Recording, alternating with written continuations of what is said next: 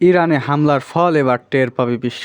আসসালামু আলাইকুম দর্শক, এখন দেখাবো ইরানের হামলার ফলে আরব বিশ্ব সহ সারা বিশ্ব কিভাবে এটার ফল টের পায়।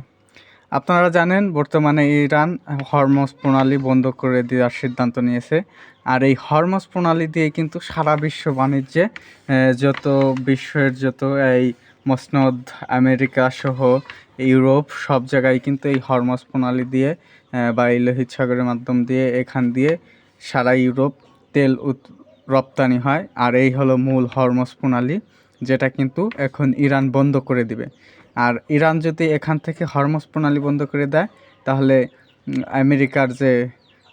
আমেরিকার দালাল আছে মূলত কাতার, কারণ কাতারই সব থেকে বেশি আমেরিকান যে ঘাঁটি আছে, কাতার, কুয়েত,